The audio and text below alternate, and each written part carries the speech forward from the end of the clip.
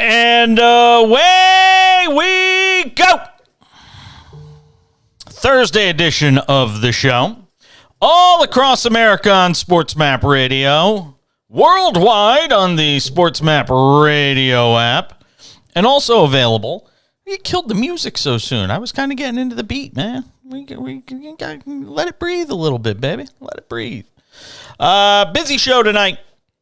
Over the next 3 hours, if you're not listening to us on SportsMap Radio or the SportsMap Radio app, you should be watching us over on Twitch, twitch.tv/JasonPage77. That is where you can watch the show. The phone number, 1-800-224-2004, 800-224-2004. On Twitter, at the back page. Things are going to work a little bit differently tonight because there's some, as we've talked about throughout the week, there was a fire at the distribution site of this show, which is in Houston, Texas. And as a result, they've been sort of playing catch-up throughout the week and trying to get the facilities back up to where they would normally be. So tonight, we will be live for basically the first 2 hours of the show and a little bit in the final hour. And then for those who may have missed it, because we can't be live in the final hours, they do some technical repairs. For those that didn't get to hear it, we'll play back my conversation with Craig Kilborn from Tuesday night's show. So we'll have that for you coming up in the final hour again tonight. For those who may have missed it, I had a great conversation with the former host of The Daily Show, also ESPN, and The Late Late Show on CBS. We'll have that for you tonight in the final hour of the program. But first 2 hours, everything same as usual. Lisa Horne will join us coming up about 32 minutes from now. She does a great job on college football. Pigskingrind.com is her website. We'll get some thoughts with her on everything going on throughout the world of college football. I'm looking forward to that conversation. The college football playoff, where we stand, the stretch run, looking at some of the scenarios. We'll keep tabs on the Thursday night football. Titans trying to hold off the Packers. But when we return, Zach Wilson of the Jets. Time to learn some humility. It's next on the Cash In on SportsMap Radio.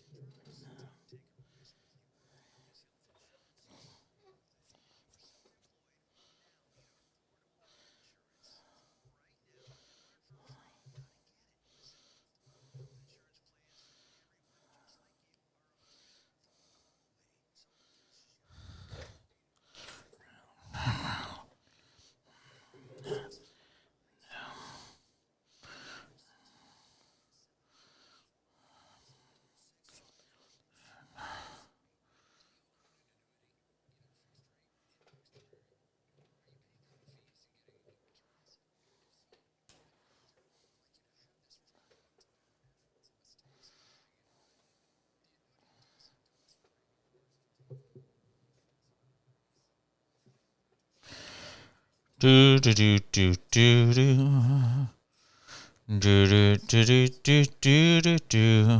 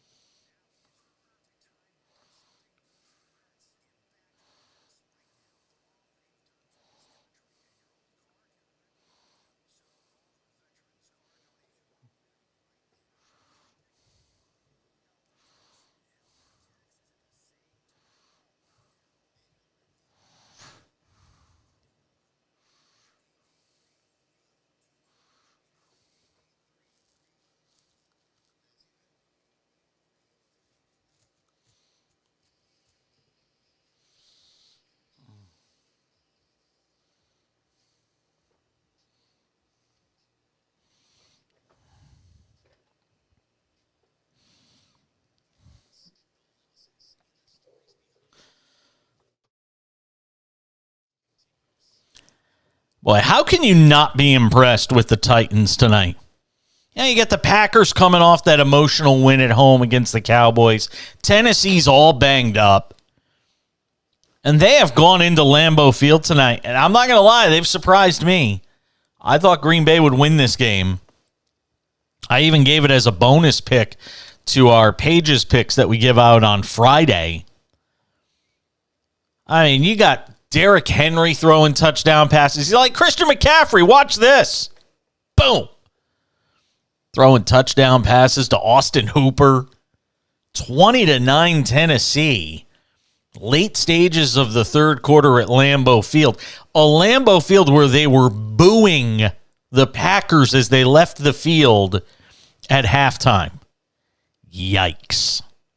And let me tell you something. I can't remember the last time a Green Bay team was getting booed going off the field at Lambeau.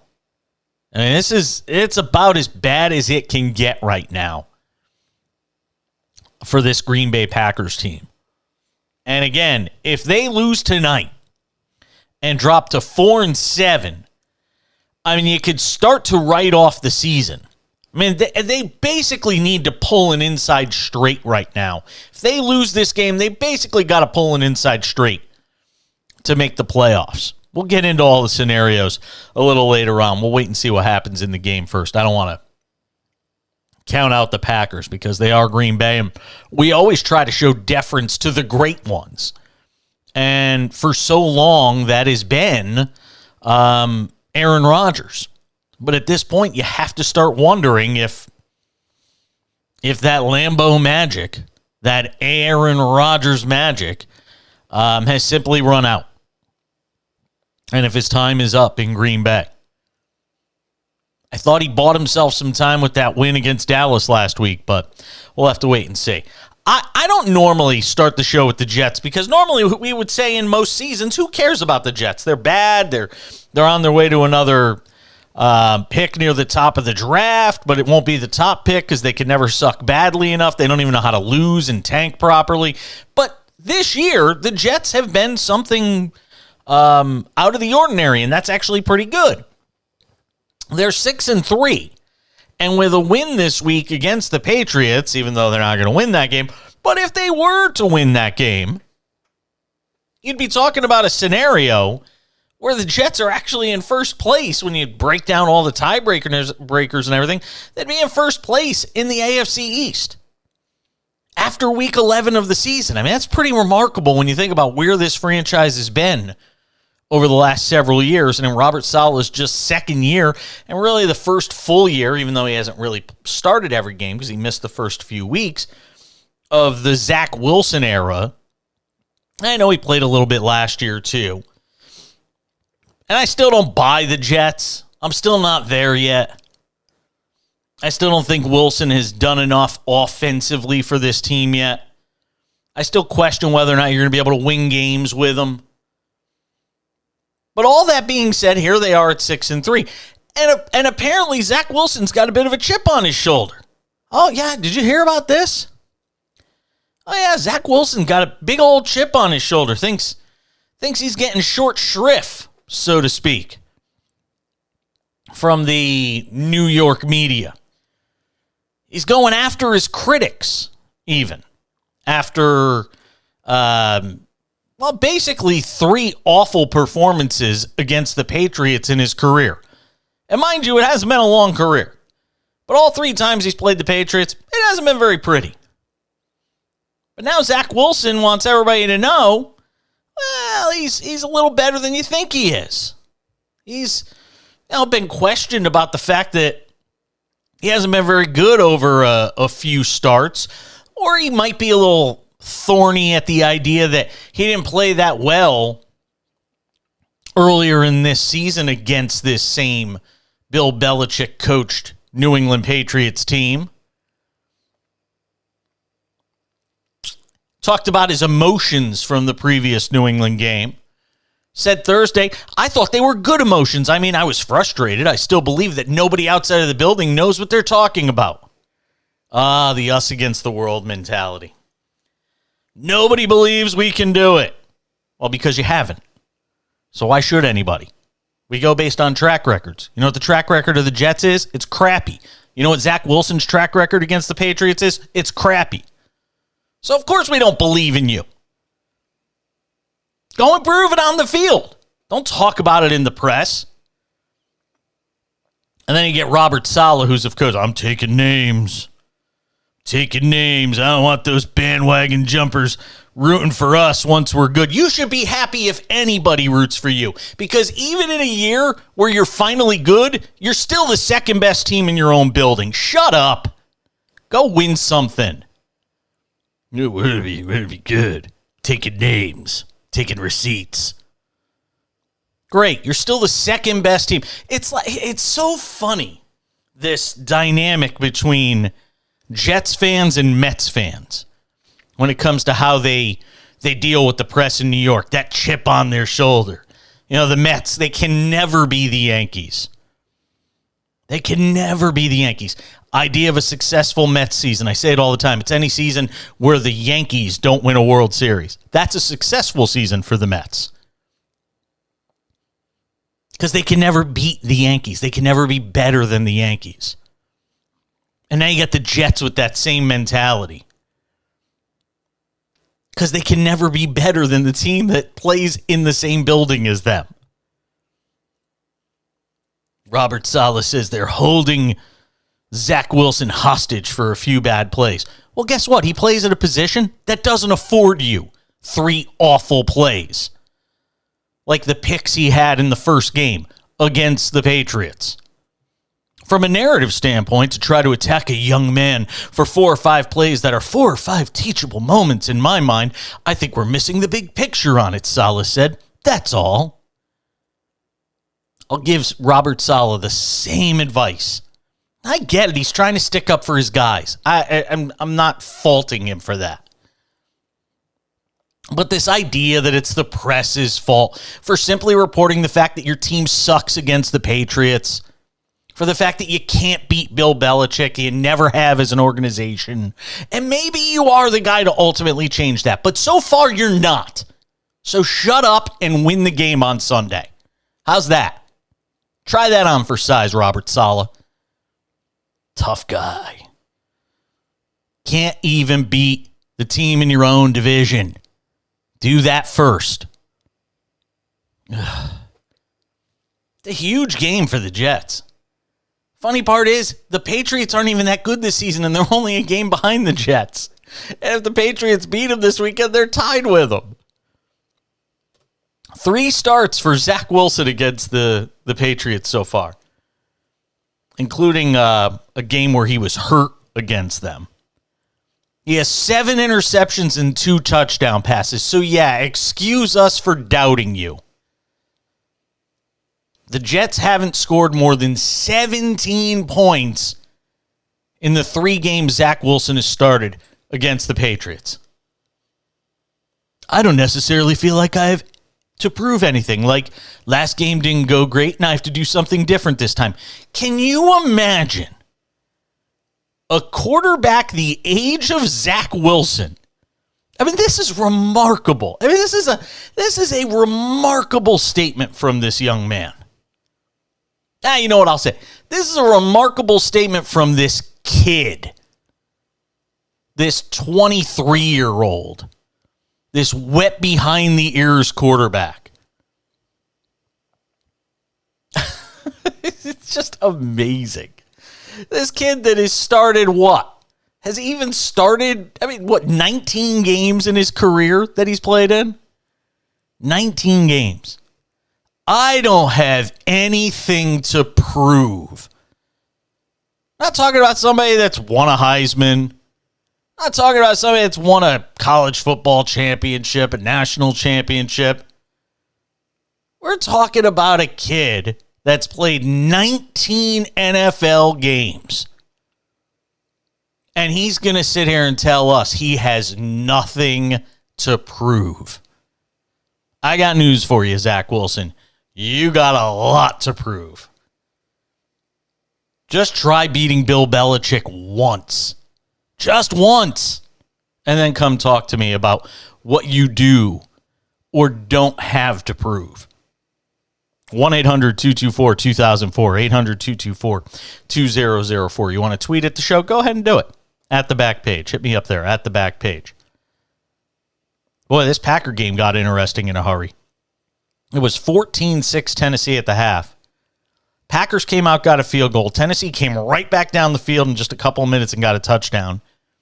And then the Packers, just a couple of minutes later, go and get one of their own and get the 2-point conversion. So it's Tennessee 20, Green Bay 17, 1:45 to go third quarter at Lambeau Field. With the Packers basically playing for their season. There really aren't many more mistakes that they can have at this stage of the year. They gave, all their mulligans that they could have had, they basically took them all in the first half of the season. So they can't afford any more errant shots, to use a golf metaphor, mix sports metaphors up a little bit. Because right now at 4-6, if they were to drop to 4-7 tonight, and again, you start to look around at the wild card picture. I mean, Washington's in dead last in the NFC East, and they're 5-5. Now, I don't care what place Green Bay is in; it's irrelevant. Oh, they're second. It doesn't matter. You got 3 wild card spots. The Giants and Cowboys are likely taking 2 of them, which leaves you 1 more wild card spot in the NFC. The Commanders have a better record. The Buccaneers and Falcons have a better record. One of those two is going to win that division. Well, right now the Falcons don't have a better record. If Green Bay loses, the Falcons would. San Francisco's got a better record. Arizona's got the same record. I mean, it's just the Packers have too many teams to climb over. And they're competing, and at the same time, their schedule the rest of the way, it's not very friendly. After tonight, they got the Eagles on the road, the Bears on the road, the Rams, Dolphins, Vikings, and Lions. Good luck.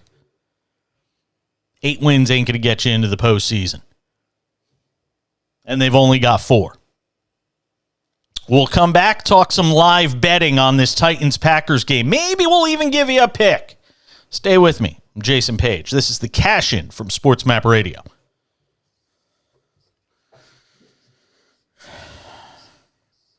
Ba-na-na-na-na.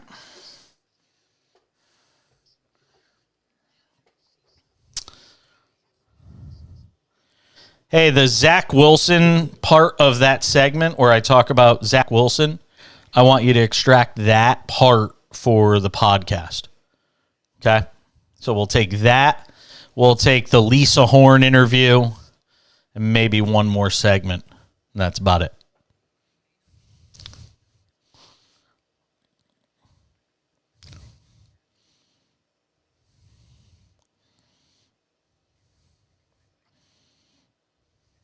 Okay.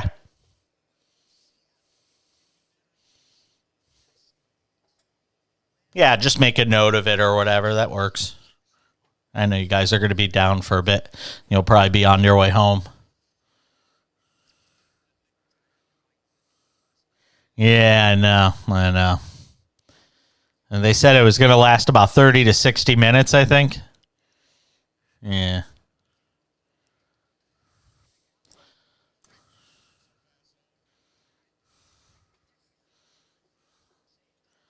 But you got the 3 segments that we're going to use, or the 4 segments we're going to use, right? So you could just basically run the rest of the hour after I do the first segment of the final hour, right? Okay, good.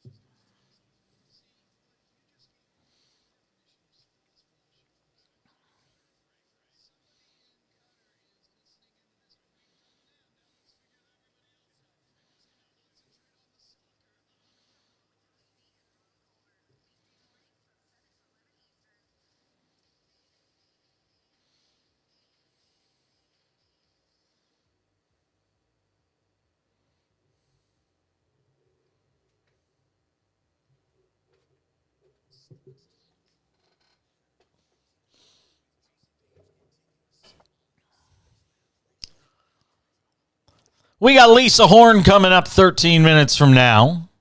Get some thoughts with her on college football, pigskingrind.com. Aaron Judge, American League Most Valuable Player, the first Yankee to win it since 2007.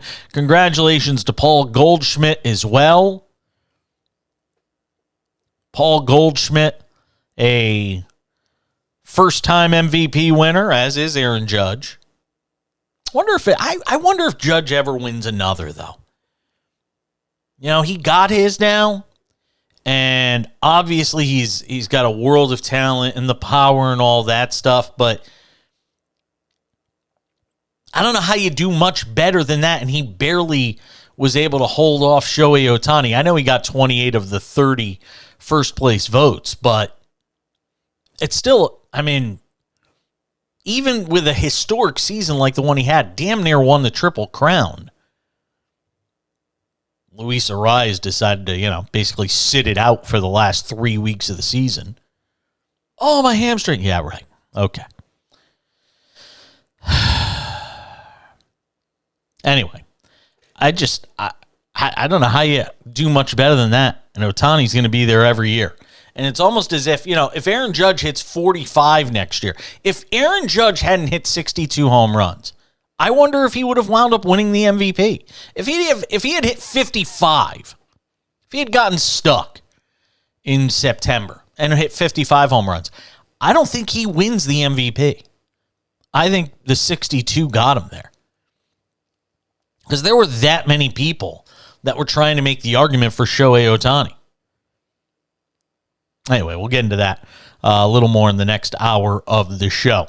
So, fourth quarter about to get underway. Tennessee is in the red zone, on the move. They're on the Green Bay 16. They lead the Packers 20-17. Basically, the Packers are playing for their season at this point. They dug themselves into such a hole that they don't really have the luxury of losing any more games. I won't say this one eliminates them, but if they lose, they basically would have to win out. And I haven't seen anything from this team that tells me they're going to win out at the Eagles, at the Bears, home for the Rams, at the Dolphins, home for the Vikings, and home for the Lions. They're not winning out. So then you're talking about a season where you don't make the playoffs, and you've got to make a decision about what you're doing with your franchise going forward. And look, maybe it's the 8th loss that triggers them to make a move in the direction of benching Aaron Rodgers and letting Jordan Love start to play and figuring out what they have in him. Maybe the 8th loss triggers it. But I got to be honest, if they lost tonight and I was that organization, I'd be wanting to find out what I have in Jordan Love now. You got another half of the football season basically out there, and you can start to figure out if this guy is the answer, or at least start to put together the pieces to the puzzle as to whether or not Jordan Love is the answer at quarterback. Obviously, a half a season is not enough time to find that out, but it at least give you some indication. A hell of a lot more than starting Aaron Rodgers the rest of the season just to appease his ego on his way out the door. Titans score a touchdown, by the way. They now lead it 27-17. Boy, I don't know how you could be more impressed.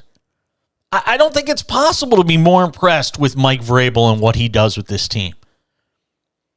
I mean, outside of Derrick Henry on the offensive side of the ball, how much really gets you excited about this team? I mean, Robert Woods. I mean, go and look at the box score in this game. And outside of Derrick Henry, and I know Tannehill's had a nice night tonight. I was a huge Tannehill fan when he was in Miami, so don't get on me about Ryan Tannehill. I loved the guy. But at some point, you have to accept the fact that while he's good, he's in that sort of mid-tier range of NFL quarterbacks that I don't think he'll ever have a hard time finding a job. Sort of that mid-level guy that's going to win you games, not going to lose you a lot of games, give you a chance to win. He's had a hell of a night tonight, though. I give Tannehill a lot of credit tonight. He spread the football around. 20 of 24, 263, the 2 touchdowns. And meanwhile, Rodgers, 16 of 23 for 167 and 2 touchdowns. It's not as if he's playing badly.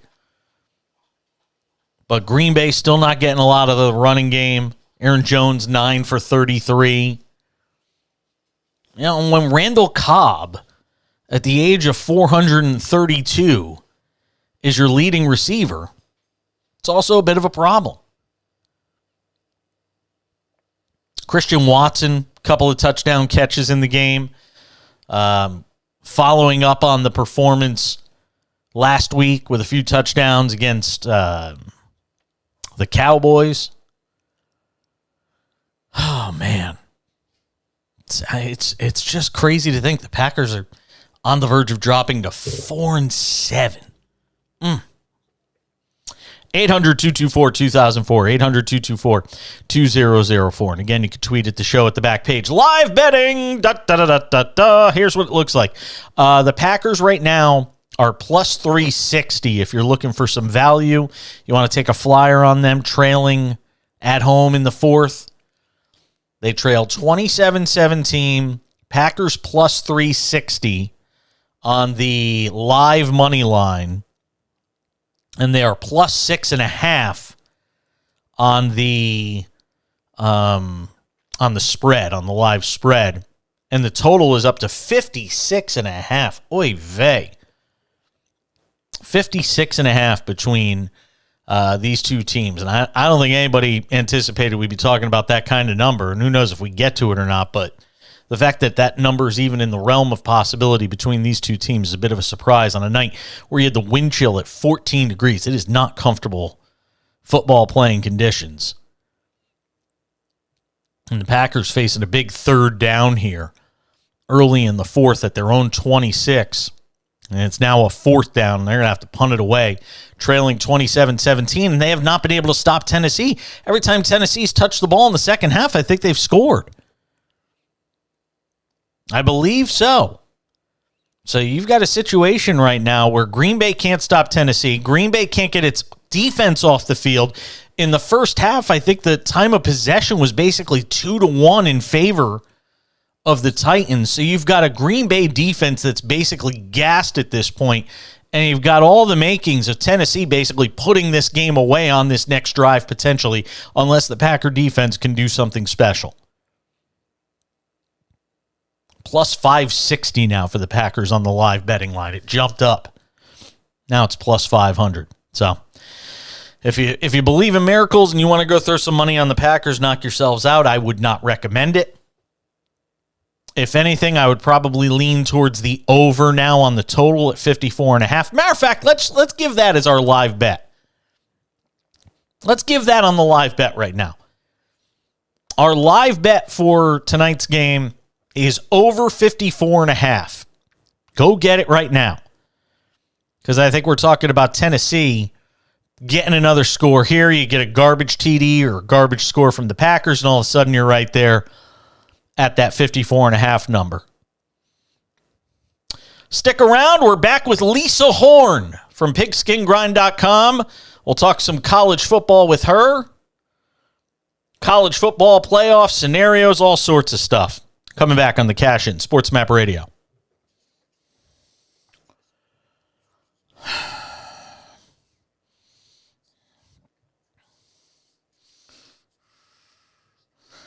Ba ba ba da ba da ba da ba. Ba ba da ba da da.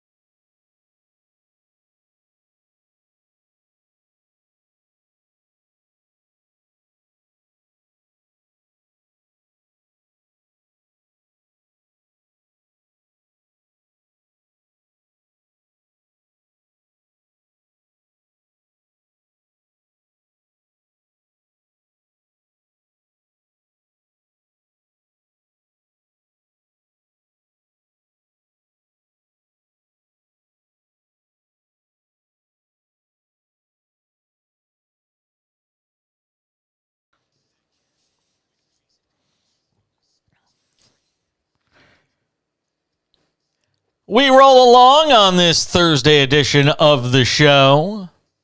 Our 2-for-1 tonight is our good friend Lisa Horne. Does a terrific job. PigskinGrind.com, longtime college football writer. Giving us a few minutes on the show. Thank you. All right, Lisa. Help me make sense of these college football playoff rankings. Every time I think I've got it figured out, there's another kind of fly in the ointment. Oregon losing this week obviously changes some things, maybe opens up a door for some of these other teams. I still think when push comes to shove, Tennessee's path, if Tennessee basically wins out, they're going to get in, I would have to imagine, right? Yeah, I totally agree. I mean, I look at these college football playoff rankings. How do you feel about 1 through 4? Are you in agreement? I'm in total agreement. I'm really excited about TCU kind of being the fly in the ointment there because, you have to respect an undefeated team in, a Power 5 program. And we know Ohio State versus Michigan, somebody has to lose in that game. But the question remains, how many spots will the loser drop? I mean, you think about it. I mean, Alabama only dropped 3 spots when it lost to Tennessee, right? So if Ohio State drops like a couple of spots, it could still be number 4, which creates a problem for Tennessee and everybody behind it. But if it's Michigan that loses, they're going to obviously drop out of the top 4. You would think a loss for them is pretty much crippling, right? Well, what the thing is so I was looking at comparing the common opponents, and actually, for the most part, Michigan looks better on paper than Ohio State, in my opinion, of course. But if we're talking about one loss Michigan versus 1 loss Tennessee, it's got to be Tennessee.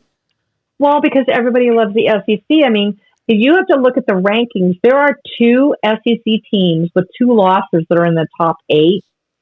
And, I mean, USC's kind of squashed in the middle of that. But I have no idea why a 1-loss Tennessee is ranked number 5. And no offense to Tennessee. I mean, I think they're good. But the SEC West is just really mediocre this year. You've got 2 really good SEC teams in the East, and it's Georgia and Tennessee. The West is like, And they're still, putting a lot of respect on the SEC West schedule, which it irks me a little bit as someone who likes to look at the whole college landscape as a whole. I think the SEC is losing a little bit of credibility when it comes to, especially the SEC West.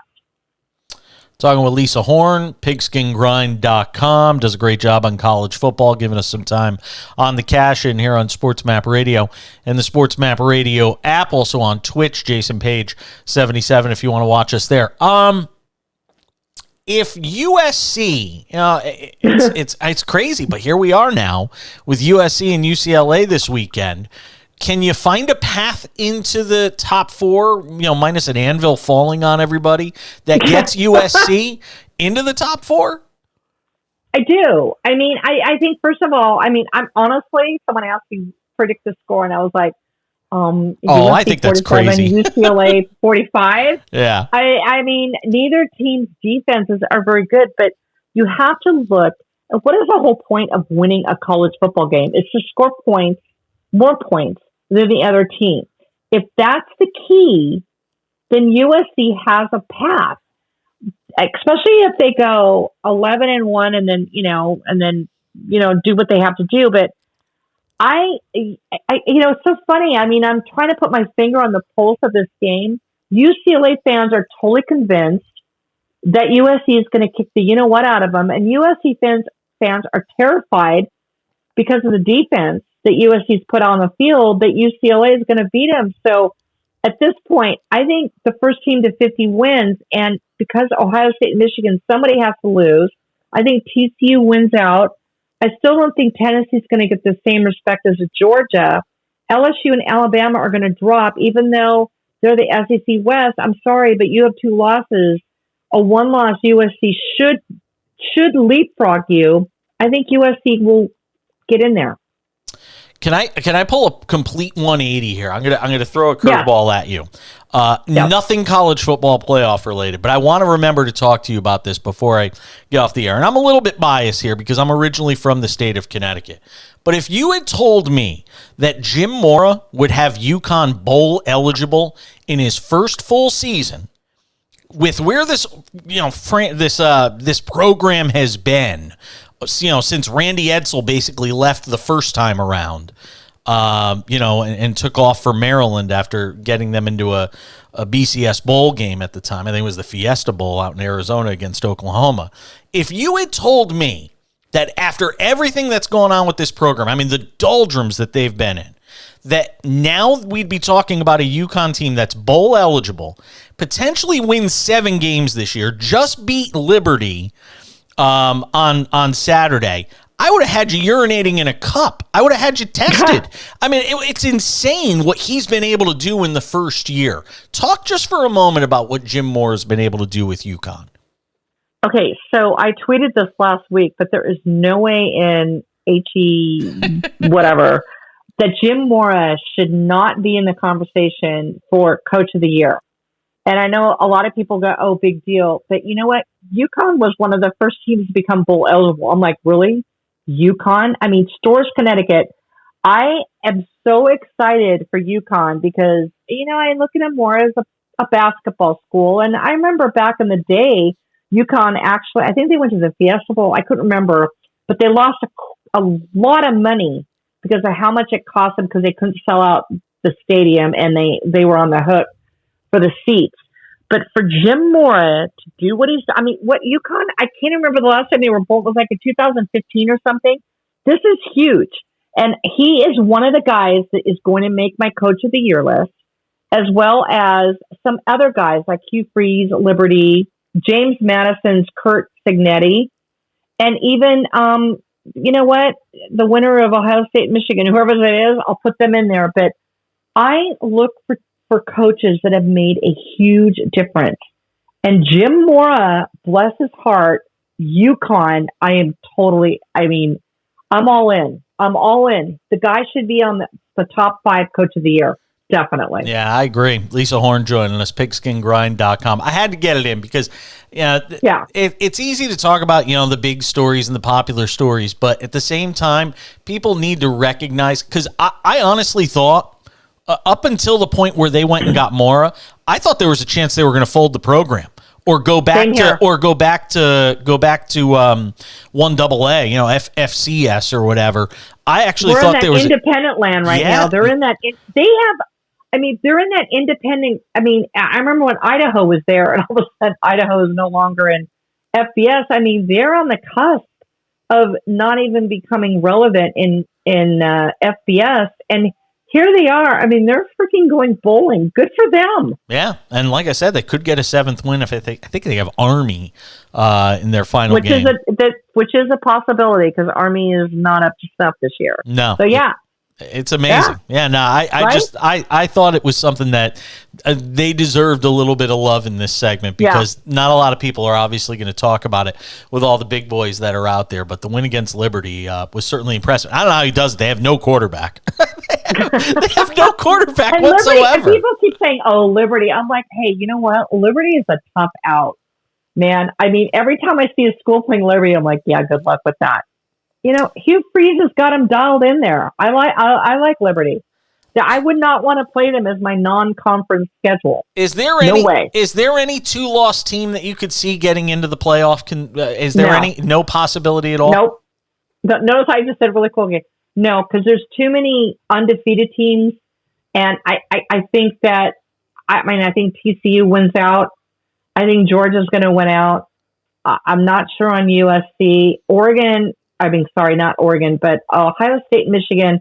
I think one of them is going to have a loss. I have a feeling it's going to be Ohio State. I called it here. I think Michigan's a little bit of a better team, even though I'm not a fan of Harbaugh. My gosh. Michigan looks really good, and I love Blake Corum. And I think there's too many one-loss or better teams out there that's going to take out the 2-loss teams.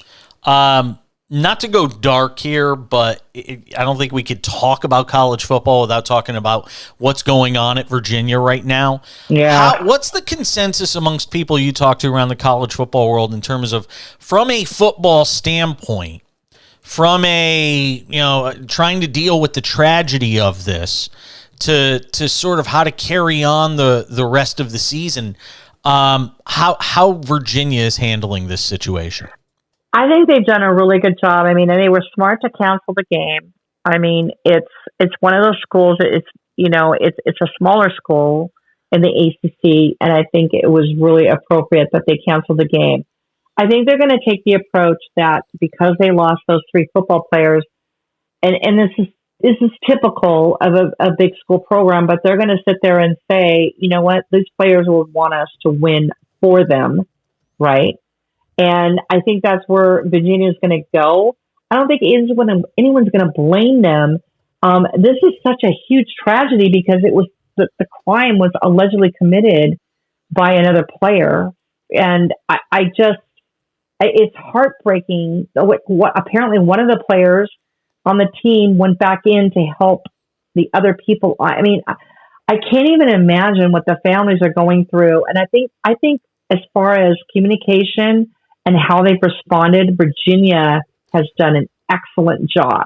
I think they do need to continue to play after 1 week off, not because it's college football and that's what we need to do, but we need to honor the players that have died. Lisa Horne, pigskin.grind.com, joining us here on the program, does a great job on college football. University of California Regents is going to decide in mid-December, I think the 14th, whether or not UCLA can depart the Pac-12 for the Big Ten.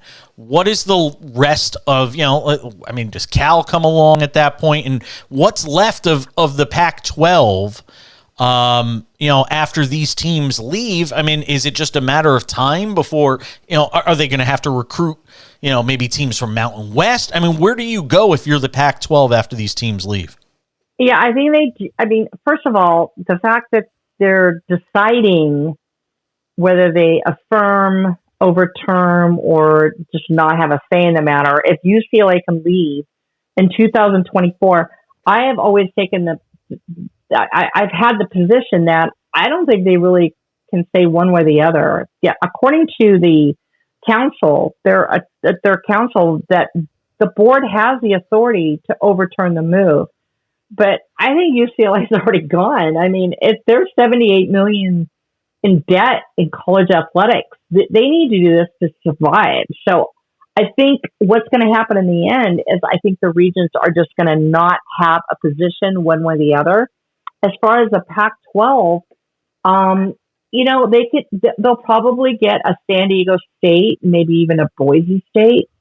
But Pac-12 has always been kind of arrogant, sort of like, and I say that in a respectful way, by the way. The same as the Big Ten, where you have to be accredited for this or that. Pac-12 has always basically not looked at a San Diego State or a Fresno State or a San Jose State because they haven't met and this is what I'm hearing, the academic standards. I don't know if adding these schools, even though San Diego State now, it's a tough school to get into. It wasn't like 30 years ago. But I don't know if that's going to raise enough revenue to keep the conference alive. And this is where we're going to be looking at super conferences where maybe the Pac-12 and the Big 12 probably align and become a super conference. I just don't see the Pac-12 surviving with the loss of their 2 major revenue producing schools. Super conferences next time in the conversation with Jason Page and Lisa Horne. Yes. We'll have to get into it. I said this 10 years ago. Yeah. I said it's going to be 2 big conferences. And you know what? I think it makes it easier to try and discern, how they handle this playoff stuff as well. So, if it's going to come to that and it helps the playoff situation, I'm all for it. Lisa Horne. It's sad, though, with the smaller schools. Oh, absolutely. It really is sad. No, without question. Lisa Horne, college football writer, pigskin.grind.com. Check her out there. Good to talk to you, my friend. We'll do it again soon. All right, my friend. Take care. We'll come back, wrap up the hour next.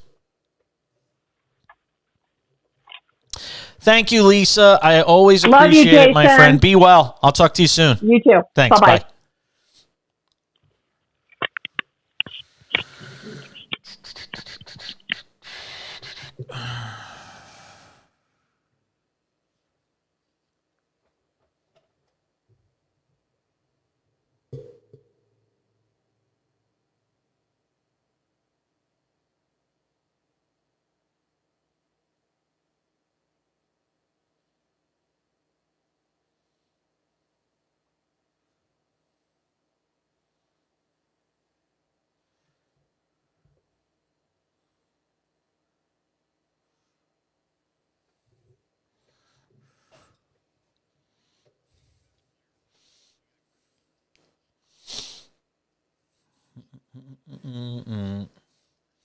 Ba-bom-bom.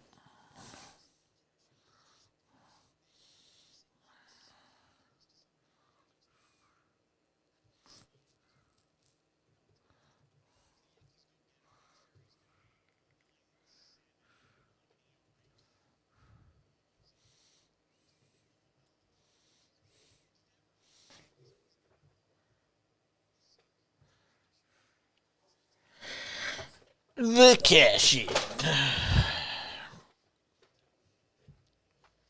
Bum, ba, bum, bum, bum, bum.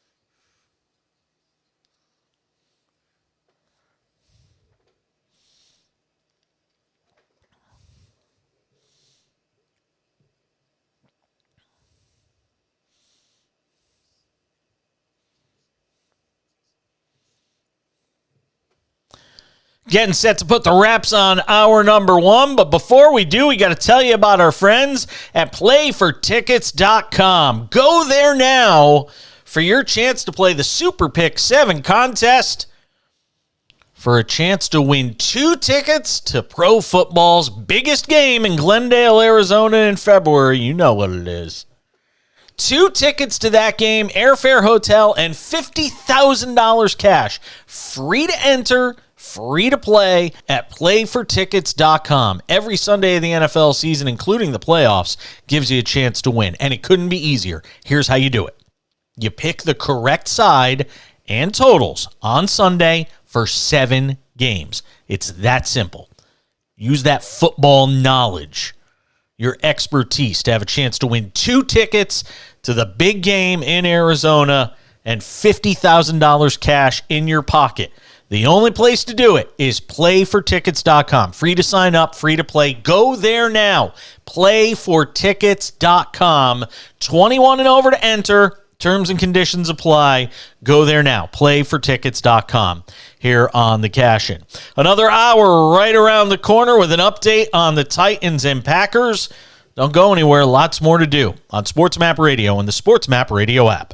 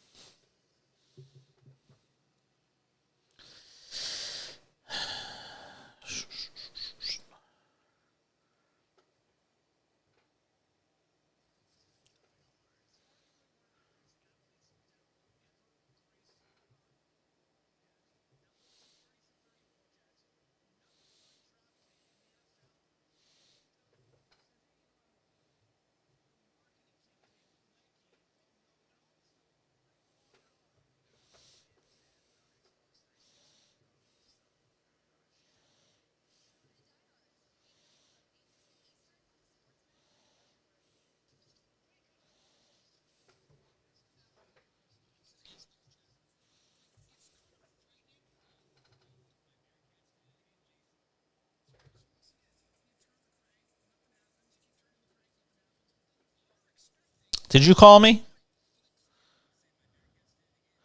Really? Jesus, that's crazy. writing themselves a nice early season resume come tournament time for a better seeding if they can win their conference tournament. You know, it's the difference. Winning these games is the difference between being a 16, 15, or a 14, you know?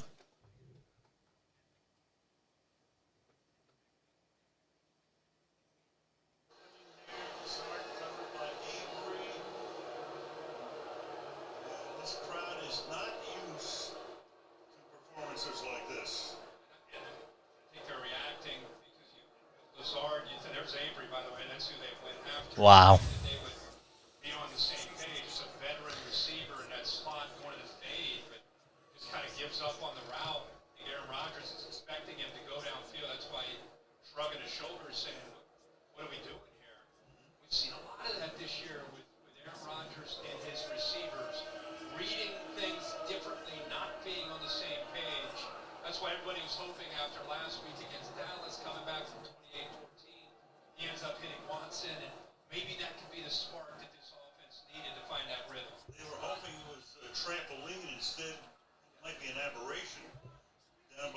Tennessee has the ball. 5:21 to go in the fourth.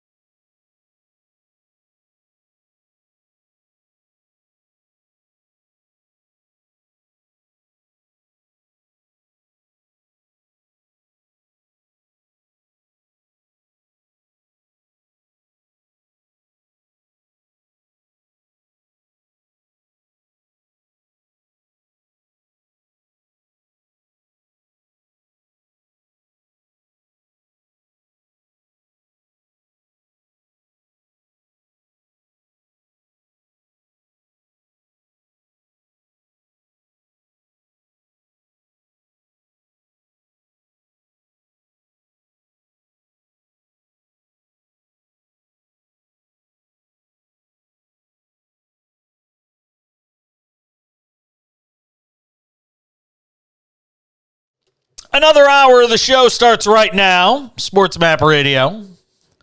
The SportsMap Radio app. So the Packers had a fourth down around the 35 of Tennessee. Aaron Rodgers looked deep, I think, for Christian Watson. The pass was incomplete. Packers turned it over on downs. They got a quick 3-and-out on the Titans, and now with 5:05 to go in the fourth quarter, it's Packers with the football in a 27-17 deficit, trying to get a quick score and then an onside kick. They used all their timeouts on the last possession to get the ball back as quickly as possible. It's an interesting strategy from Matt LaFleur to try and see if he can get the football back with as much time, knowing that the team needs 2 scores in order to make something happen. What'll be interesting here is can they get a touchdown? I don't know how you do this. If you go get a touchdown real fast, or if you go get a quick field goal and then try and hold them and give yourself some time on the other side of the 2-minute warning. I'm not really against what LaFleur did. I can't wait to hear the post game on this. I'm hoping the game ends fast enough that we can get some post game in. In case you missed it, we will not be live in our last hour tonight from midnight to 1 a.m. Eastern, because we've got some technical things that have to get fixed over at our distribution hub at SportsMap Radio. So we won't be live from the 12 from midnight basically until 1 a.m. Eastern for those of you listening. So if you hear a rebroadcast of our interview with Craig Kilborn from Tuesday night, don't worry, we're not talking to Craig Kilborn again. We're just using that to fill that space, as we won't be able to be live in that hour. I might still stay live on Twitch, twitch.tv/JasonPage77 is where I'm at there. So go and watch us there after we get done live at midnight Eastern. All right, we're back with more. We'll update you on the Packers and Titans as we continue on SportsMap Radio.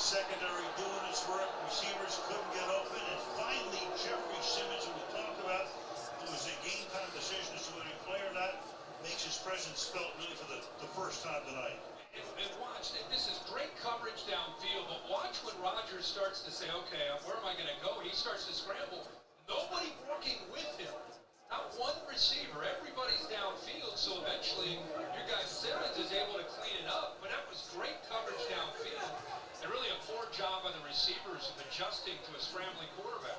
12-yard sack, Third down and 19. Stepping away, fires, and that's going to be caught. And he goes to Watson. He's right on the line. Did he get the first down or not? He's close. Going to mark it apparently a little bit shortly, too. Just outside the 44. So now you have a fourth down and 1.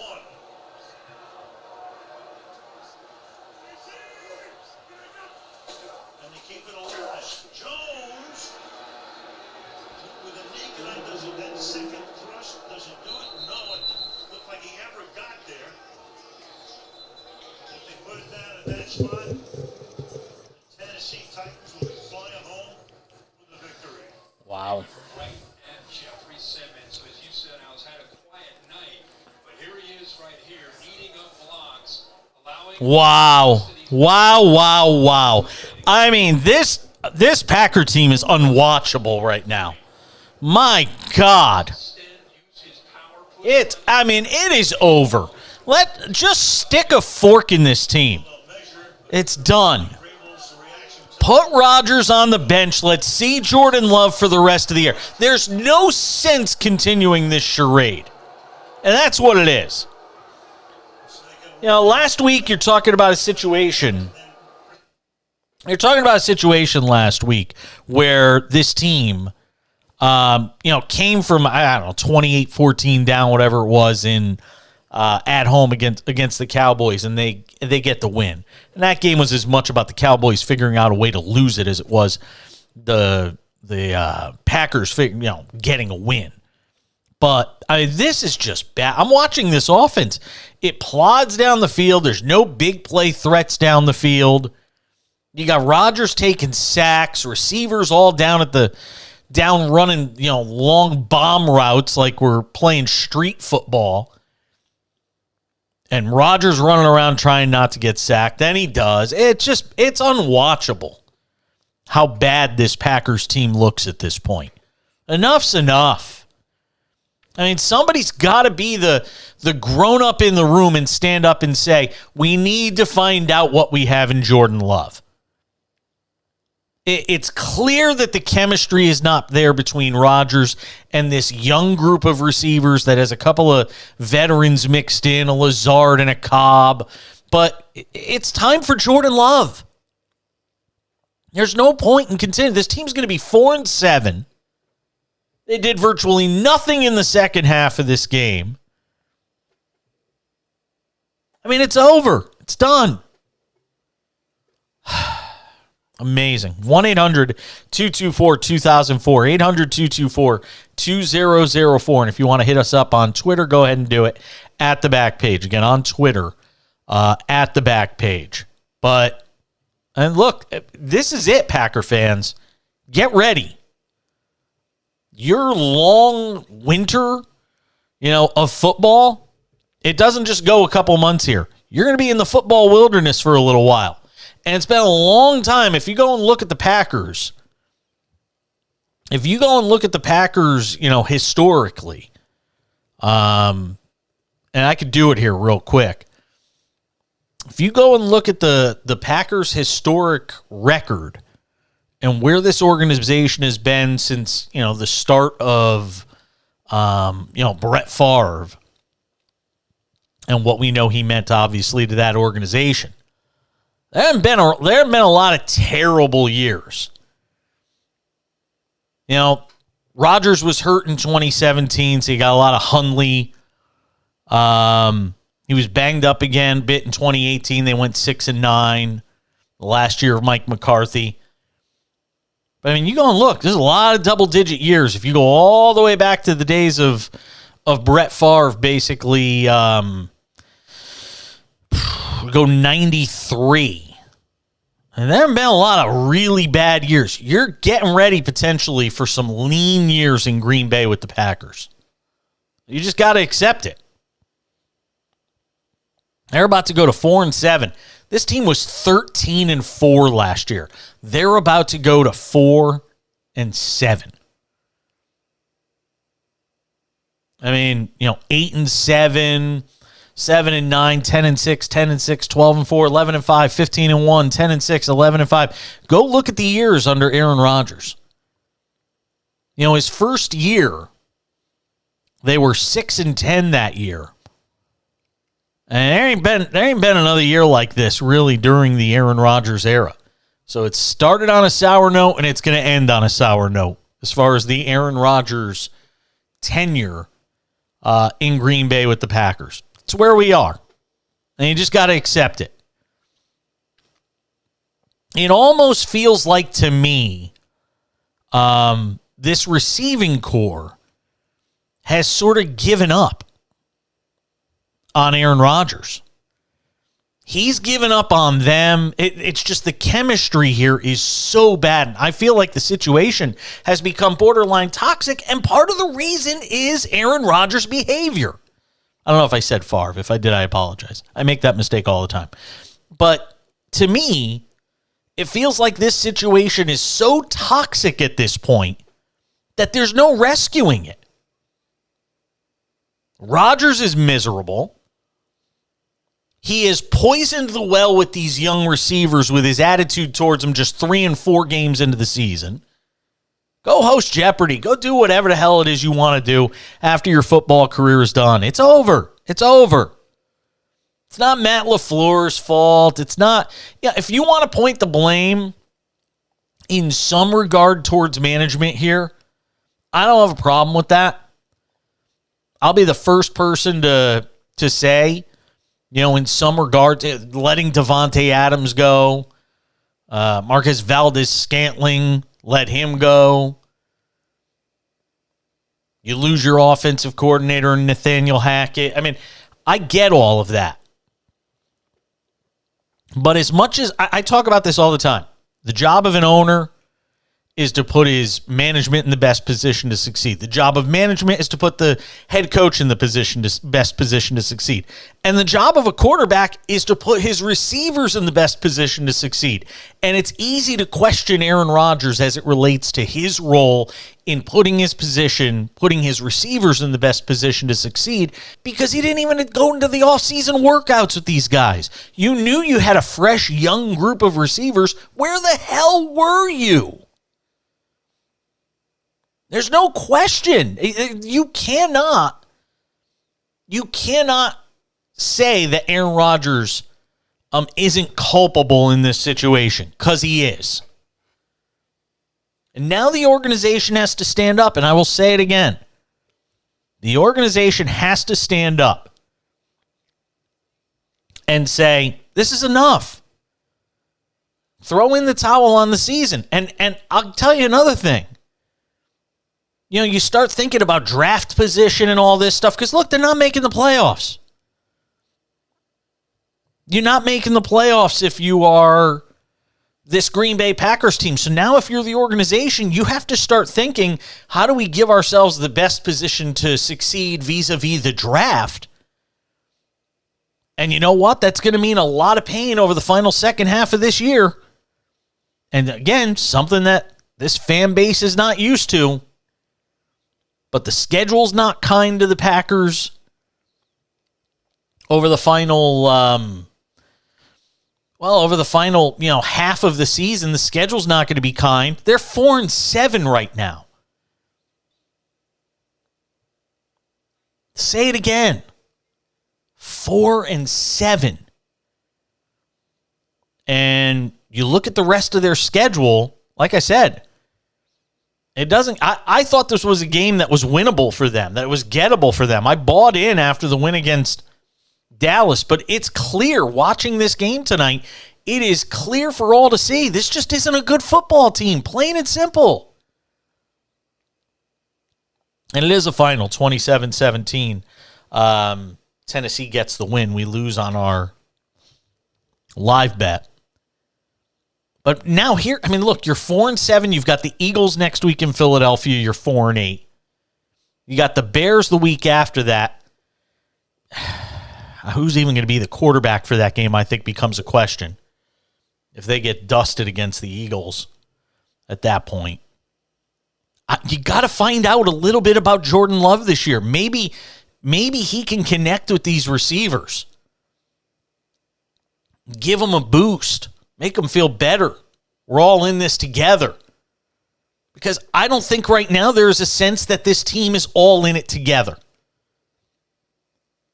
Aaron's off doing one thing, and the rest of these guys are doing another. The Eagles and Bears on the road the next 2 games after this sort of, it's kind of a mini bye. They have 10 days off till they play the Eagles.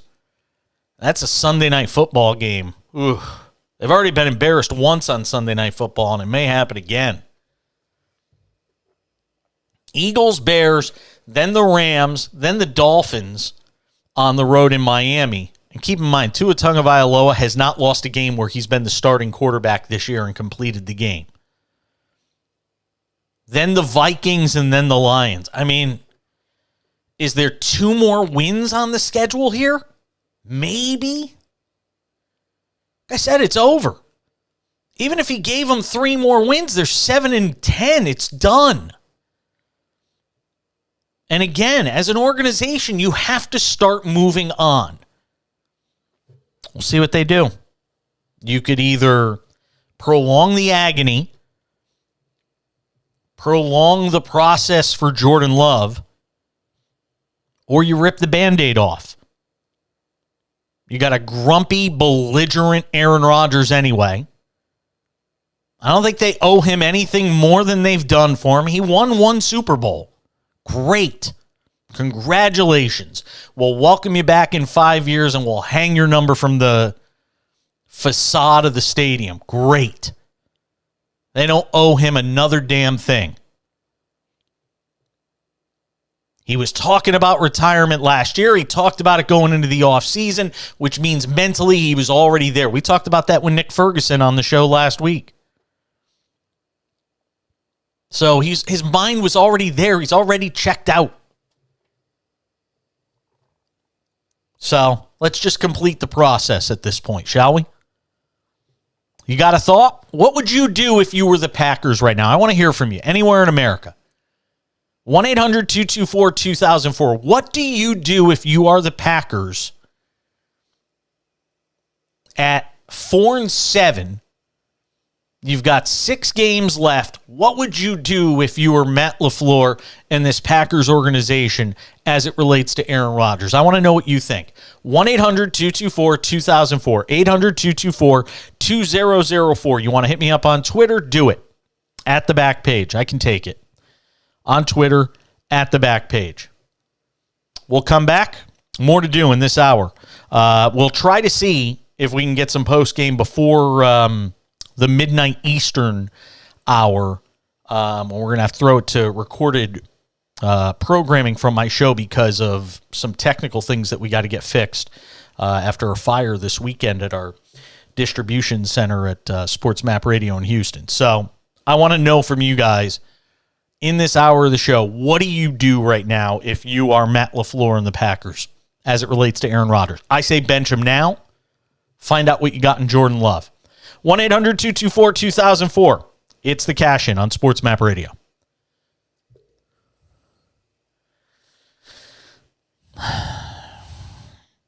If anybody calls, send me the texts on my phone.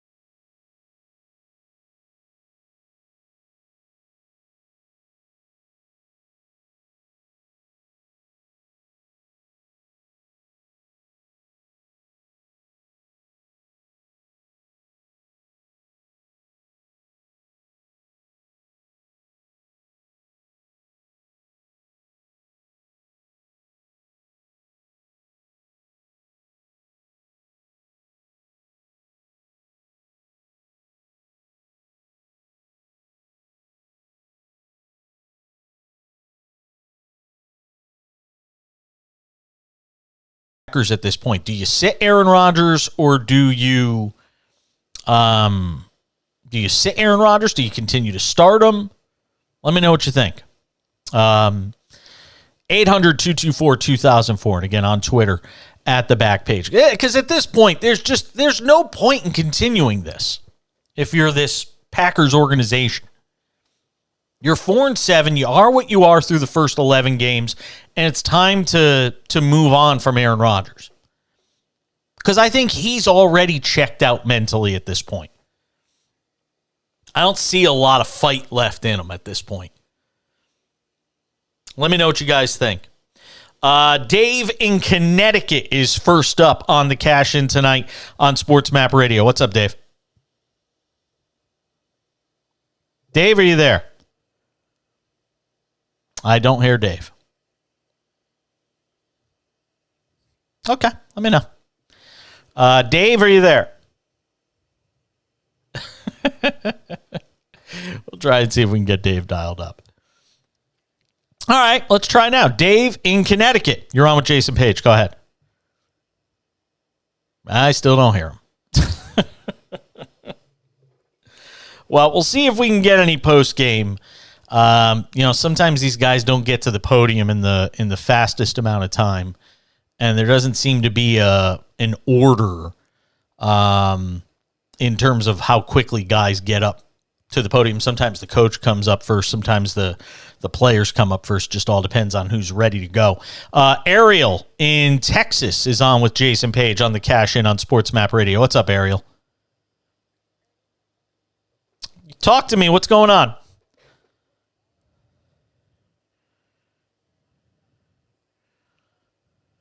Yep.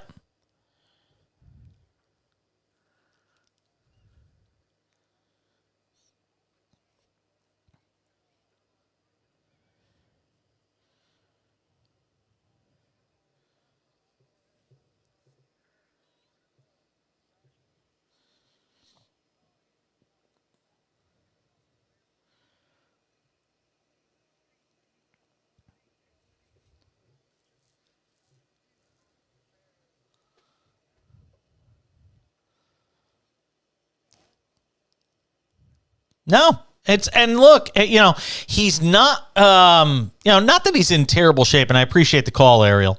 Not that he's in the worst shape or anything like that, and it's not that I don't even think I'm not sitting here telling you that Aaron Rodgers can't still play, because I think he can.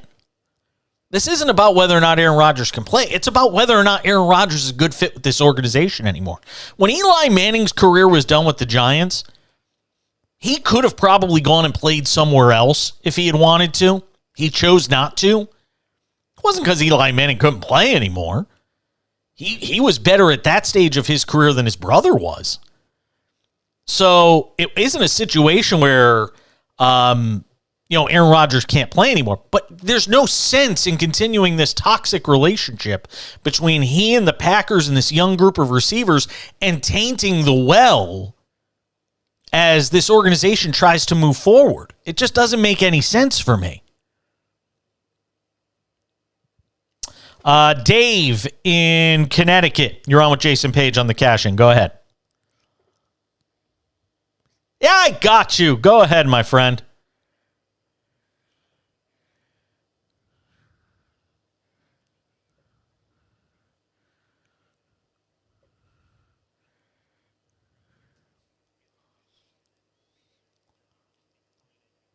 God. Ugh.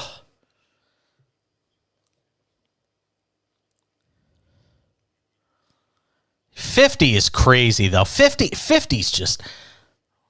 I can't do it. I can't give it. I can't. Yeah, I know. I'm curious to... You don't mind, though, if you pay 30 or 25 for 2 years, and then there's an option for a third year if he's still good, and you got to maybe pay out 12 if you decide not to exercise the option. I can live with that. But, man, pitchers, you just never know when they're going to lose it. And we have a promo running on the network right now where I kind of talk about, you can picture it. The Yankees will go sign him. Not that I think this will happen, but the Yankees could go sign him, and he'll go, 9-7 with an ERA north of 4.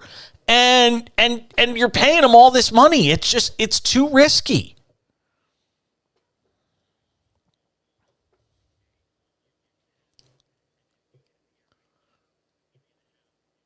Because he's not going to take that deal. He's not going to take that deal. No. No.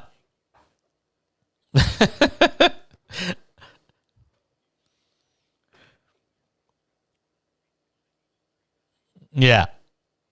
You got something? You got something on Rodgers?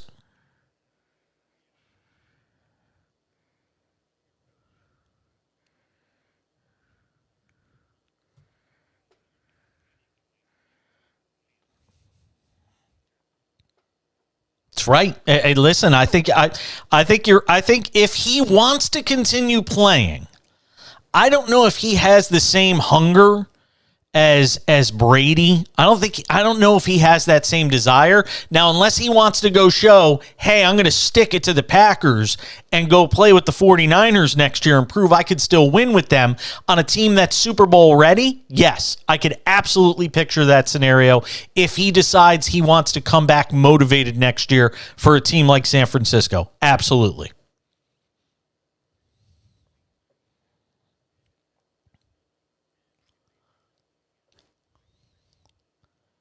Yeah, I still think they owe Cousins a lot of money, though, so I'm not sure that would happen. Hey, I appreciate the call, Dave in Connecticut, as always. 1-800-224-2004, 800-224-2004. You want to tweet at the show, go ahead and do it at the back page. Again, on Twitter, at the back page if you're looking to get with me on that side of things. And again, we have a poll up now on my Twitter feed at the back page. Go take part in it. Our Twitter poll at the back page. What do you do at this point if you're the Packers at 4-7 with 6 games left? Are you starting Aaron Rodgers or are you starting Jordan Love? The early voting has start Aaron Rodgers slightly in the lead. We just had election day on Tuesday, so let's. I'm always up for some polls. I'm a polling guy all day. Again, on Twitter, at the back page, go and check out our poll. We're going to keep an eye on the post-game podium, see if we can get into the Aaron Rodgers, frame of mind. We'll see if we can get him on the podium before we depart shortly after midnight Eastern. Again, though, keep an eye on that poll. We'll keep it up there. It'll be up for the next 24 hours on my Twitter feed at the back page. What do you do at this point if you're the Packers at 4-7 with 6 games left? You could also call in 800-224-2004. Post-game reaction from you guys as it relates to the Packers dropping to 4-7 on the year. And not to be lost in this, and nor should it be. What Mike Vrabel continues to do. Sorry, that's my fault. I had the volume down, so I didn't know we were about to go to break. That's my fault. At least I ended at the end of a sentence.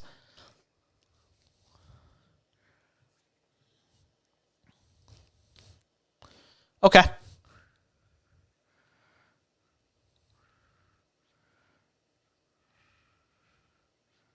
Gotcha. Okay.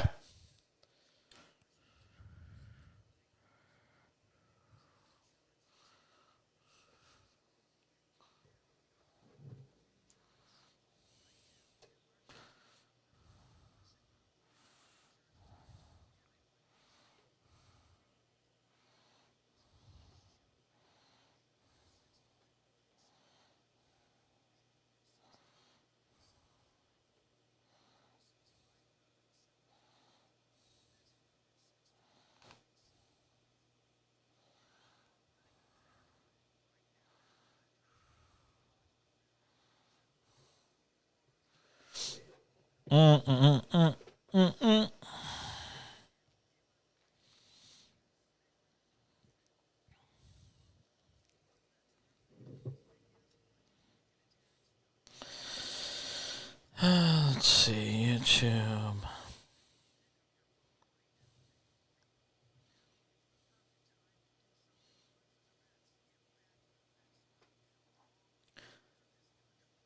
Of all the nights for us to have this technical issue, this is like the worst because I want to talk about this so much more.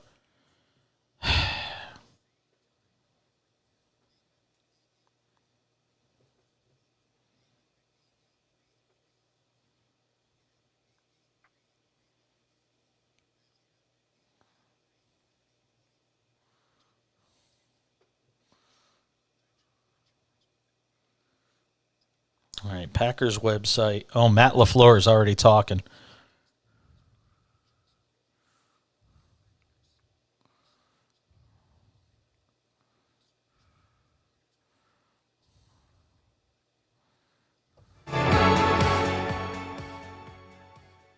Obviously, extremely disappointed right now to put on a performance like that. I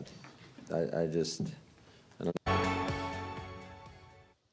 All right, I'm going to have Matt LaFleur coming out of this because he literally just got at up at the podium.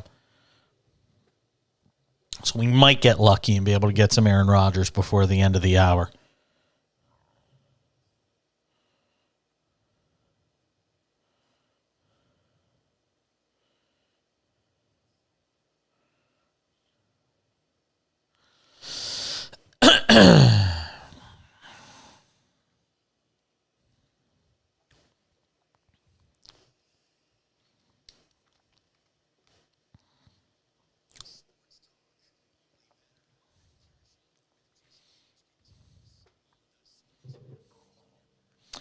All right, Matt LaFleur live at the podium after a 27-17 loss drops the Packers to 4-7, a loss against the Titans tonight. Here's Matt LaFleur. Obviously, extremely disappointed right now to put on a performance like that. I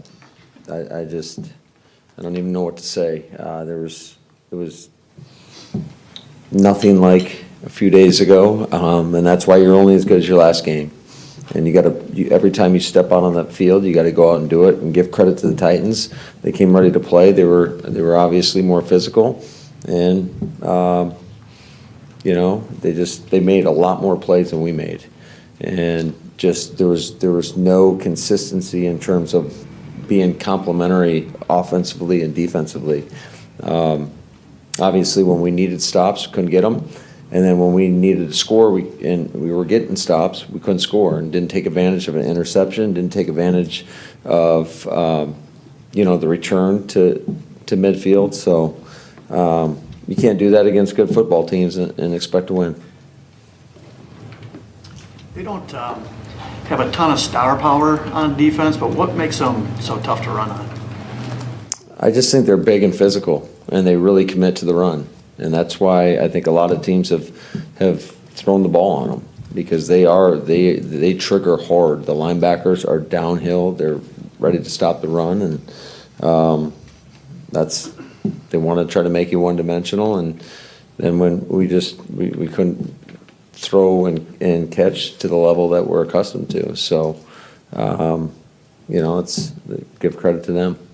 Man, why do you guys think Aaron and the receivers just missed each other so many times today? I couldn't tell you that, Rob. I got to go back and watch it. But yeah, it was a little off tonight for sure. You did a good job on Henry. Is that the other side of the coin? Is Tannehill a big night? Is that kind of the yin and yang of that? Of facing that good I thought our defense, we battled hard, but certainly couldn't get off the grass in the first half. I think offensively, outside of the 2-minute, I think there was 3 possessions. Obviously they scored right there at the end of the half and kicked the ball back. Was there like 28 seconds left when we got the ball back? So there was a huge. I don't know what the numbers were in terms of where they have an 18-play drive, a 9-play drive in the first half, an 8-play drive. Going down and scoring on the first possession. Then we got the stop, that critical stop, backed up, and we did nothing with it. We went 3 and out, punted from our own inch line, which set them up for really good field position. And it was just a bad night, all in all. So where do you think you guys are mentally, emotionally right now, where you had the big win, and then this game you're getting out to the stretch run, it's a tight playoff race to even be in the discussion. Where are you guys at? Yeah, I mean, we're not in a very good position right now, that's for sure.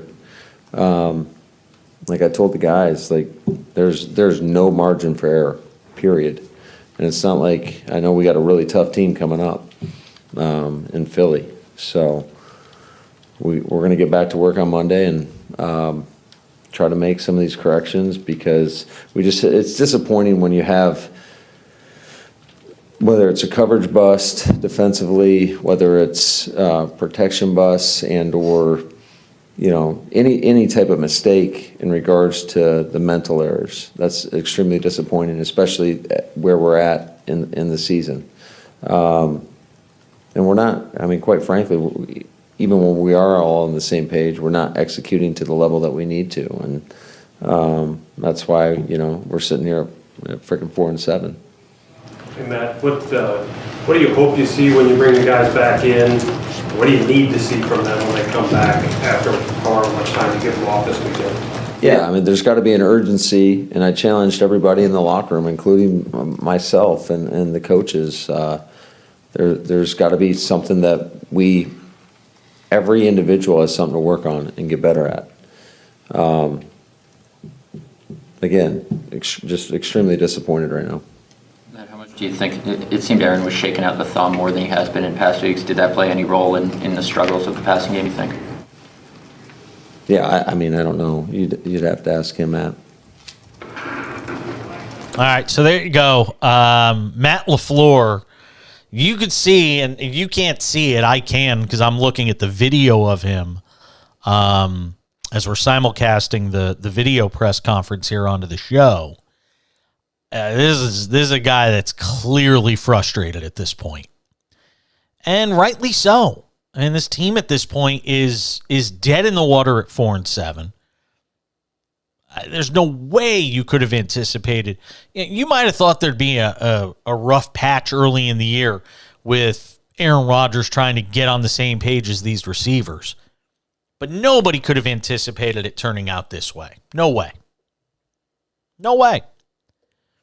Now your season's basically done at 4-7. You heard him talk about the margin for error that this team has. But, it's pretty much dead and gone for this Packers team now as it relates to 2022. And I'll say it again. You got to start thinking about, how you move forward for this organization. Aaron Rodgers is next on the podium. We will bring it to you live the moment he gets there. Austin, make sure you have a dump button ready in case he swears. Thank you, sir, because you never know what's going to come out of these guys' mouths during a press conference setting, so we obviously don't want to offend anybody or break any FCC violations, but I'm very anxious to see what Aaron Rodgers has to say post-game. And he is scheduled next up on the podium, according to the Packers media relations people. So we'll wait here and see what Aaron Rodgers has to say, and we'll bring you as much of his post-game press conference as we can here in the final minutes of this hour of the show. Again, the story tonight, Packers fall at home 27-17. They were booed off the field at the end of the first half. They rallied, got close, but could not finish the deal. They got it to 20-17, and then Tennessee marched right back down the field. And you heard them talk about it in the press conference. They took away Derrick Henry, but the problem was by basically stacking the box and daring Ryan Tannehill to beat them, he took the challenge and did just that. Was able to basically do what he needed to do to get the job done against this Packers defense. And I'll say it again about Mike Vrabel and the job he's done with this Titans team. They came in beat up. Everybody talks about injuries, and everybody likes to try and use injuries as an excuse. I talked about it on the show last night. The Titans were staring at a ton of injury issues coming into this game. And they still came out on the better end of a 27-17 final on the road in Lambeau Field on a night where the wind chill was 14 degrees. And Tennessee is 7-3, and all the credit in the world to them because they have put themselves once again squarely in the conversation as a team you're going to have to contend with come playoff time. Vrabel is he is a special head coach in this league. And he has been from day one that he took over this franchise. Amazing. 1-800-224-2004. Here's what I'm going to do, Austin. I'm going to pull an audible here. I'm going to break now. That way we can finish the hour with Aaron Rodgers. So let's take a quick break. We'll come back. Aaron Rodgers on the other side as we continue on the cash-in. Actually, hold that thought. Aaron Rodgers at the podium now. We'll go to him. I missed a couple throws for sure. I'm not sure exactly which ones you're talking about, but I definitely missed a couple throws. What happened on that third down to Lazard? Looks like he was going from across from your right to left.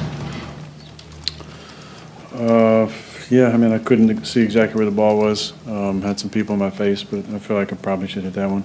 I couldn't see where it finished. It was finished high.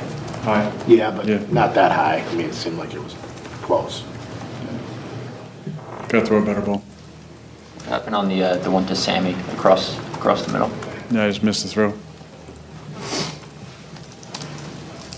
Given the way Sunday went, are you surprised by this tonight?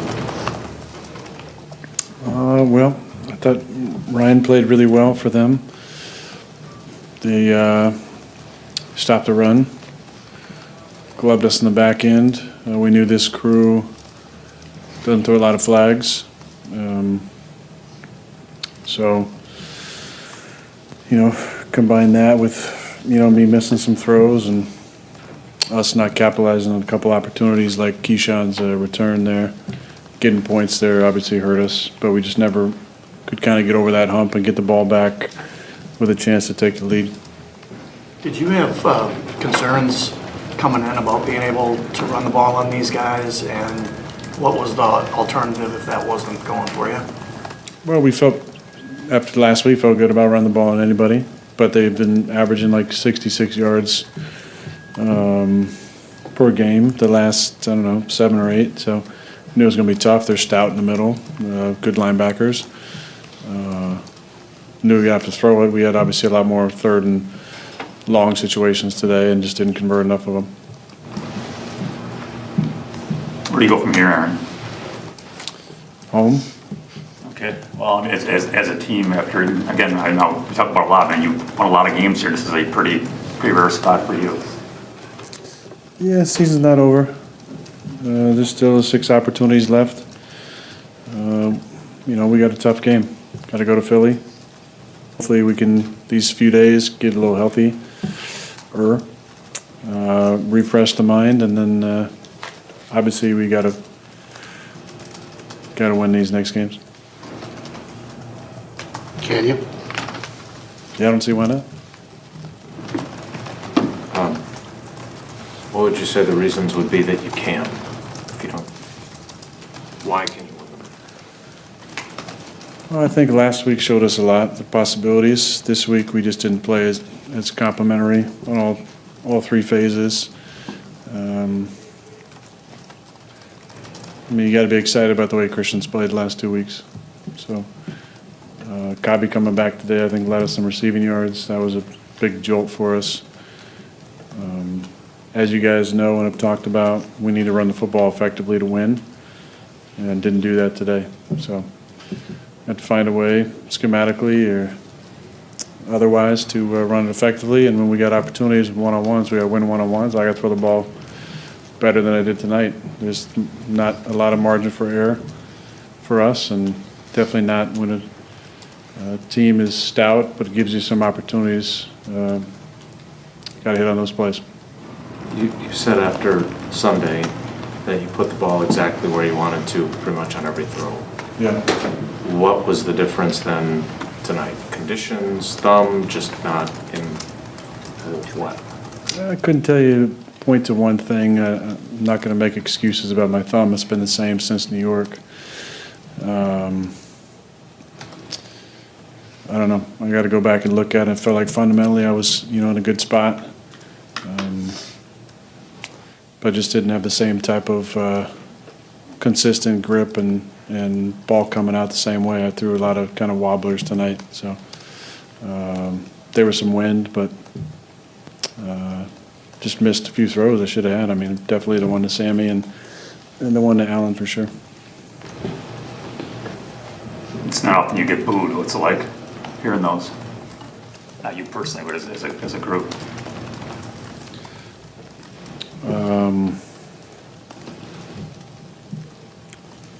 Interesting.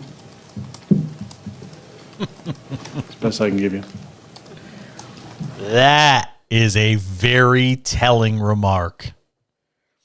And, for a guy that is not very restrained these days in what he says, that is as restrained as you will hear Aaron Rodgers when asked a question. But Austin, did you hear how restrained he was when he was asked about the booze? He was like, interesting, about as much as I could say. Like he wanted to hammer the fans for booing him, and he didn't do it. Yeah.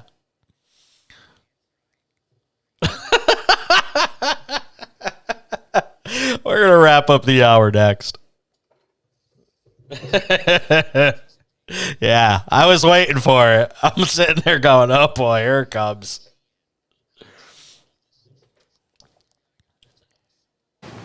I feel like there's been... For those of you watching the video feed, we're hanging here on the Aaron Rodgers press conference listening. Or run the table, right? And you keep saying, look, those have to come from somewhere. But forget about us. What do you do to kind of rally the guys in the locker room? It doesn't really matter what you tell us, but you gotta... How do you keep them from saying, well, here we are now, 4-7. We wasted what we did against the Cowboys, and what do you do with them? Well, it's got to be multiple guys. It can't just be one person.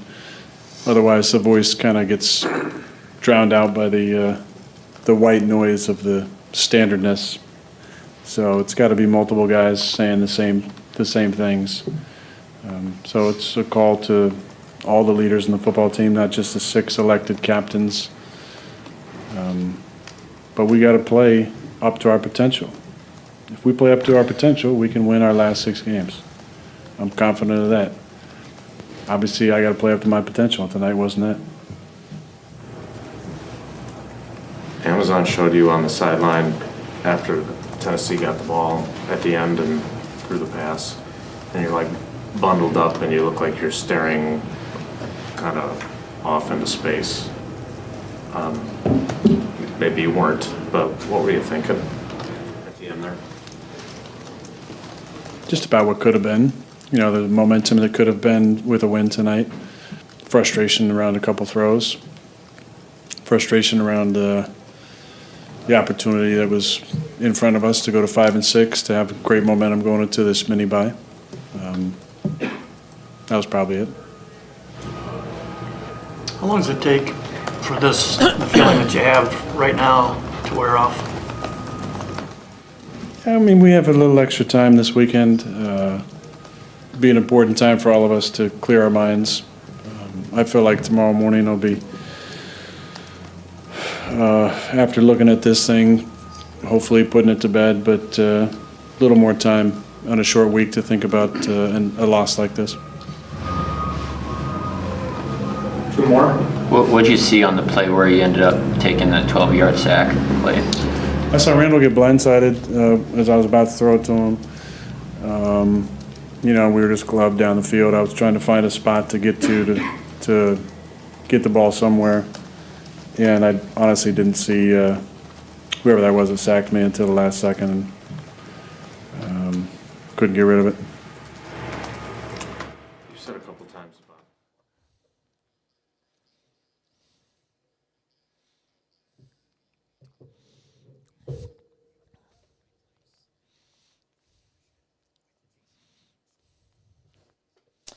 Getting set to put the wraps on hour number 2. We'll be with you for a few minutes in the next hour, and then we will go into recorded programming only because we have some technical issues that have to be fixed as a result of the fire that took place at our SportsMap Radio headquarters in Houston, Texas. So unfortunately, we won't be live with you for most of the final hour. I'm going to hang out on Twitch at twitch.tv Twitch.tv, Jason Page 77 is the name there if you want to continue the conversation a little bit. We'll see if we get any more of this Aaron Rodgers press conference. If anything interesting comes out of it, we'll have it there. But wild night. 4-7 for the Green Bay Packers. Aaron Rodgers finished 24 of 39 tonight for 227 and 2 touchdowns. Ryan Tannehill, 22 of 27 for 333 and 2 TDs. Amazing. Top of the hour right around the corner. We're back on the other side on the Cash In on SportsMap Radio.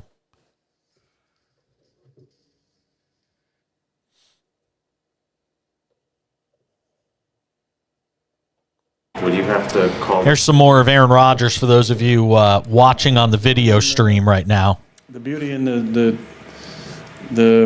meshing of systems that we did a few years ago, as far as terminology, is we can call everything at the line of scrimmage. So that's a possibility. We've talked about that. We did a little bit of that a couple games ago with some effectiveness. But, we'll see. It's easier at home for sure. But we've done on the road for many, many years doing that. Not sure if that's going to be a part of the plan or not. And the advantage of that would be what? I just think anytime you're in a funk offensively, this is, what Mike and I used to talk about. If it was, 2, maybe 3 series where you're just not moving the ball efficiently, changing the tempo after maybe the first play of the drive is a way to just keep the defense, having to make quick calls. You're playing at home, you can a lot of times hear most of the calls. So a good way to just get some plays quickly and get that urgency maybe picking up a little bit. The few times we went on a quick count, you hit Cobby for across the middle for like 30, and we had another positive play in the run game as well. So maybe I just got to mix up some of the cadences a little bit too. But we got to get substitutions in out the huddle a little better, and if we do up tempo, that can just stay in the same personnel, and we've had success over there doing that, and this season in some of the call situations. With I'm not trying to put Christian in the Hall of Fame. He's had 2 good games. I get it, but do you need to get him the ball more often just because he's that one guy who can really get you something? Well, the answer is yes. I think we got to get the ball to our playmakers, and he's stepped up the last 2 weeks, the last 2 games, the last 5 days. The over-the-shoulder catch, I think, opened up a whole new world of confidence for him. We caught him with too many on the field, and I gave him a trust ball, threw it up in the back of the end zone, and came down with it. So he's playing with a lot of confidence. If you look at the week of practice prior to last Sunday, he had many drops really throughout practices for the season, and the last few days, no drops. He caught everything today. Yes, we got to give him the ball more. Thank you. So that's it. Aaron Rodgers giving his press conference there. And again, for those of you watching us on the video-only side, I don't know where you go at this point if you're talking about this Packers team. He could sit there all day and say that this is a team that's capable of winning their last 6. There isn't anything that I've seen in the DNA of this team that would indicate to me they're capable of winning their last 6 games. There isn't anything in their DNA that tells me they're going to win more than 3 games, which means a 7-10 season and not going to the playoffs. It's pretty much as simple as that at this point. So, again, as an organization, I don't know how you sit there and go with Aaron Rodgers the whole year. If he walks at the end of the year and they go 7-10 and play him the rest of the way, you missed out on 4, 5, 6 games of Jordan Love where you could have started getting a sampling of what this guy is. To me, that's unacceptable as an organization. It's unacceptable. There's no getting around it. But we'll see. The Packers are going to have a lot of interesting questions to answer. And maybe the point of being basically out of playoff contention, I guess you can make the argument that as long as they have a chance to still make the postseason by winning 6 games in a row, you have to keep them in there. I mean, if they lose in Philadelphia, not this Sunday, but a week from Sunday, 10 days from now, if they lose to Philadelphia and drop to 4-8, at that point, what is the rationalization for keeping Aaron Rodgers in there? I just don't know what it is. I really don't. What a wild game. And Aaron Rodgers, I'll say this for him. He pointed the finger at himself more than enough tonight for how he played, and he did not play well. There's no getting around that. Aaron Rodgers did not play well tonight, and he said it. And, while he sometimes occasionally will point the finger at himself and just, give the obligatory, I got to be better, he's normally pointing a lot more fingers around at other people. And tonight, Aaron Rodgers, he even pointed the finger at himself a lot more than you typically hear. What does that mean? I don't know. We got a poll up on my Twitter feed at the back page. On Twitter at the back page, what should the Packers do at 4-7 and 6 games remaining? Option A, start Aaron Rodgers. Option B, start Jordan Love. Go to my Twitter feed at the back page. Let me know what you think. All right, we're coming back on the radio side right now.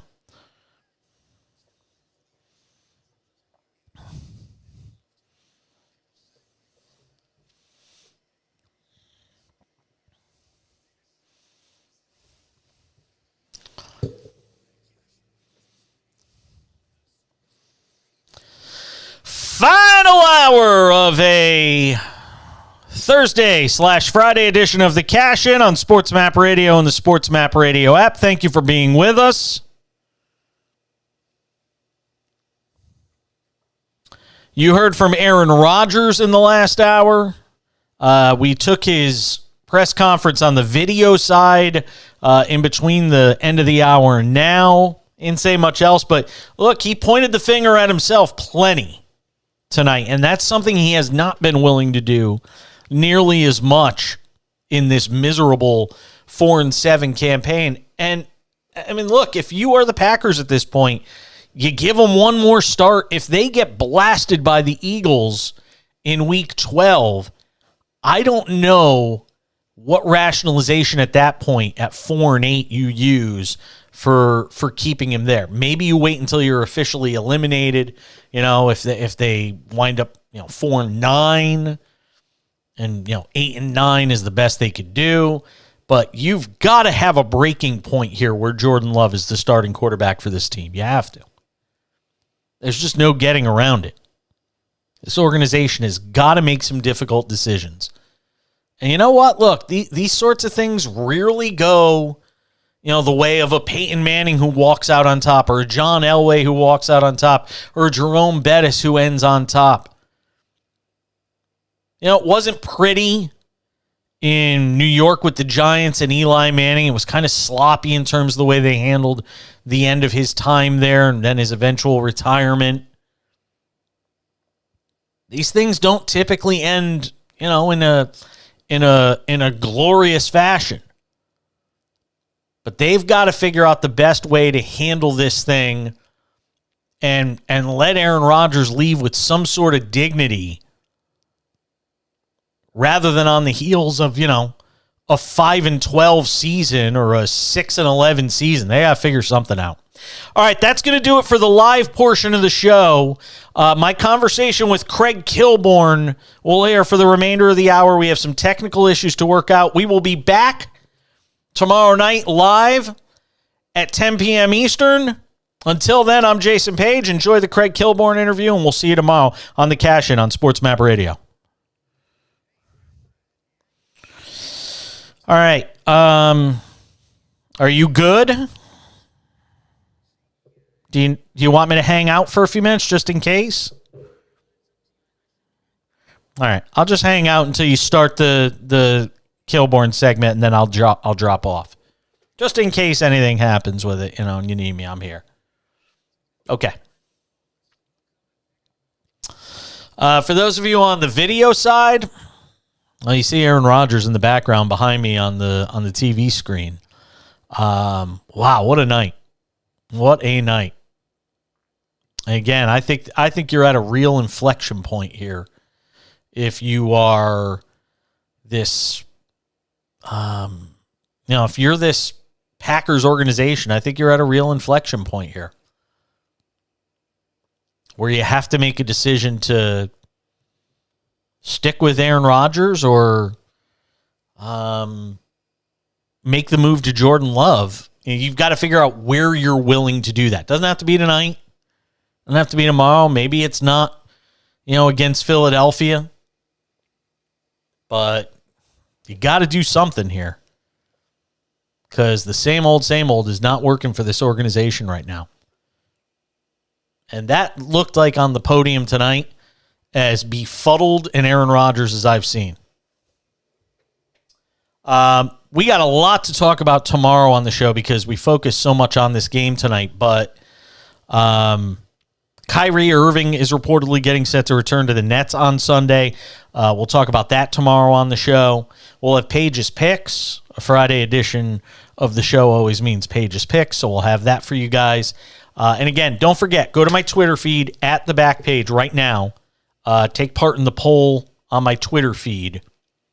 What do you do at this point if you are the Packers at 4-7 with 6 games remaining? On my Twitter feed right now at the back page. Again, on Twitter, at the back page, if you want to check that out. If you are not subscribed to me or following me on Twitch, go and do it. Jason Page 77 is our Twitch feed. Make sure and shoot us a note there. Say hello. That's going to wrap it up for me tonight. Like I said, we're back live tomorrow night at 10 p.m. Eastern. We're usually 10 p.m. Eastern to 1 a.m. Eastern. Tonight, that's not the case because of some technical issues that had to be ironed out after a fire at SportsMap Radio on Sunday morning. But we will be back tomorrow night, 10 p.m. to 1 a.m. Eastern for a Friday edition of The Cash-In. Until then, I'm Jason Page. Don't forget, you can catch the Cash-In podcast every night after the show is done. Tonight might be the exception to that because I know we've got some issues technically that they're working out there, but definitely by the morning, you can check out the Cash-In podcast. If you're not subscribed to that, it's on all your favorite podcasting platforms. The Cash-In with Jason Page. Check out our podcast there. I got to go. I'll see you all tomorrow back here, 10 p.m. Eastern. Till then, bye.